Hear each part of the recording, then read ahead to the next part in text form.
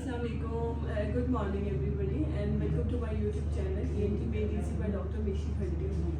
आज की जो वीडियो का पर्पस है वो ये है टू एजुकेट पेरेंट्स, जो बेसिकली पेरेंट्स बड़े खौफजदा होते हैं अपने बच्चों की सर्जरी करवाने के लिए टॉन्सिलेक्टमी, और अक्सर उनका ये सवाल होता है कि ऑपरेशन के बाद बच्चा क्या कर सकता है, क्या नहीं कर सकता, क्या खा सकता है, स्कूल जा सकता है कि नहीं। तो आज ये एक वीडियो है जो उन पेरेंट्स के लिए, उनको एजुकेट करने के लिए कि इन बच्चों को जो है वो ऑपरेशन के बाद कैसे ख्याल रखा जाता है, और ये हमारे जूनियर्स के लिए भी है, उनको जो है वो ये काउंसलिंग में हेल्प कर सकती है ये वीडियो। तो देखिए, जब ऑपरेशन होता है बच्चों का टॉन्सिलेक्टमी सर्जरी की जिसकी हम बात करते हैं, तो इसके ना ऑपरेशन के बाद बड़ी स्मूथ वैसे रिकवरी होती है। आमतौर पे जो है वो 1 हफ्ते के अंदर जो है वो बच्चा रिकवर कर जाता है। अगर 1 हफ्ते के अंदर ना भी करे तो मैक्सिमम 2 हफ्तों के अंदर जो है वो रिकवरी हो जाती है। आपको जो है वो प्रॉपर दवाइयाँ देनी पड़ती हैं बच्चे को दर्द की, ख़ास तौर पे अगर आप सही प्रॉपर वक्फे के साथ, जैसे अगर 4 घंटे बाद दर्द की या 6 घंटे बाद दर्द की दवाई देते हैं तो आमतौर पे बच्चों को दर्द भी नहीं होता। अगर बच्चा बहुत छोटा है तो उसको थोड़ा सा आपने सिखाना है कि कैसे गरारे करने होते हैं ऑपरेशन के बाद। अगर बड़ा बच्चा है तो बड़ा बच्चा इजीली गरारे कर लेता है, तो उसको आपने इनकरेज करना है कि वो ज़्यादा से ज़्यादा गार्गल्स करे, क्योंकि देखिए ऑपरेशन हुआ होता है तो ऑपरेशन के बाद जो है वो मुंह की सफाई का ख्याल रखना जो होता है वो बहुत ज़रूरी होता है। इसके लिए जो है वो दूसरी जो चीज़ इम्पॉर्टेंट है वो ये है कि अक्सर सवाल ये होता है कि जैसे स्कूल बच्चा कब जा सकता है। तो देखिए, आमतौर पे 1 हफ्ते के बाद बच्चा अपनी तमाम एक्टिविटीज़ को रिज्यूम कर सकता है। 1 हफ्ते के बाद बच्चा स्कूल भी जा सकता है। खाने पीने का थोड़ा सा बेहतर है कि अगर आप एहतियात करें, जैसे 2 हफ्ता एटलीस्ट मैं ये रिकमेंड करती हूँ कि कम अज़ कम नरम ग़िज़ा दें। उससे ये कि बच्चे को इतनी ज़्यादा तकलीफ नहीं होती, और पानी ज़्यादा से ज़्यादा बच्चे को पिलाना होता है ऑपरेशन के बाद। और इसके अलावा ये है कि कार्बोनेटेड ड्रिंक्स जो होती है, जैसे कोल्ड ड्रिंक्स वगैरह होती है, वो नहीं देनी आपने बच्चे को ऑपरेशन के बाद, क्योंकि वो बच्चे के गले में जलन भी करा देगा और एसिडिटी भी करा देगा।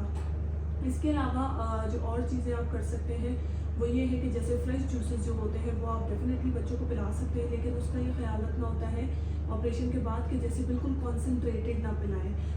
इसका मतलब ये है कि जैसे अगर आजकल जो सीज़न है, जैसे ऑरेंजेस का सीज़न है, तो आप फ्रेश जूस बच्चे को पिला सकते हैं, लेकिन उसका ख्याल आपने ये रखना है कि जैसे अगर 3 हिस्से आप जूस का रखें तो 1 हिस्सा पानी का ऐड कर दें, क्योंकि वो सिट्रस फूड है ना, तो वो जो खट्टा होता है तो वो बच्चे को थोड़ा सा गले के अंदर जो है वो इरिटेट करता होता है। फिर एक और क्वेरी अक्सर होती है पेरेंट्स की कि जैसे ऑपरेशन के बाद अक्सर बच्चों के कान में दर्द होता है। तो देखिए, वो भी नॉर्मल होता है। वो इस वजह से कि ऑपरेशन जो गले का किया जाता है उसके नीचे से एक नस गुजर रही होती है जो कान को भी सप्लाई करती है, तो कभी कभी थोड़ी बहुत हल्की सी उसको इरिटेशन हो जाती है, तो उसकी वजह से कान में दर्द होता है, और वो विद टाइम खुद ब खुद ठीक हो जाता है। नेक्स्ट अक्सर क्वेरी होती है पेशेंट्स के जो है वो अटेंडेंट की या पेरेंट्स की, और वो ये कहते हैं कि जैसे अक्सर ऑपरेशन के बाद हल्का फुल्का बच्चे को जो है वो बुखार हो जाता है। तो अगर हल्का फुल्का बुखार हो जाता है तो उसमें कोई परेशानी वाली बात नहीं है। वो इस वजह से कि देखिए, ये बॉडी का नेचुरल हीलिंग मैकेनिज्म है। मतलब ये है कि बॉडी ठीक कर रही होती है उस जख्म को, चूँकि इन्फ्लेमेशन हो रही होती है तो हल्का फुल्का बुखार जो है वो हो जाता है। Last but not the least एक बड़ी इंपॉर्टेंट चीज़ है जो आपने बतानी है हमेशा, चाहे वो डॉक्टर्स जो है वो एजुकेट कर रहे हैं अपने पेशेंट्स को, या जो मेरे अपने पेशेंट्स हैं उनको मैं ये बताना चाहती हूँ, उनके अटेंडेंट को, ख़ास तौर पे पेरेंट्स को, कि देखिए अक्सर टॉन्सिलेक्टमी के बाद ये होता है कि कभी कभार जैसे खून आने का ख़तरा होता है, तो इसमें कोई परेशान कुन बात नहीं होती। इसमें आपने करना ये होता है कि एक दवाई हम देते हैं और गरारे लिख के देते हैं। अगर खुदा ना खास्ता आपको ऐसा लगता है कि अगर जो है वो ऑपरेशन के बाद हल्का फुल्का खून आ रहा है तो आप खून बंद करने की दवाई दे सकते हैं मरीज़ को। इसके साथ आप जो है वो गरारे करवा दें, बहुत ज़्यादा मतलब फ्रीक्वेंटली करवाएं, जैसे हर 15 मिनट बाद इस तरीके से गरारे करवा लें, और आप जो है वो हॉस्पिटल लेके आ जाएँ।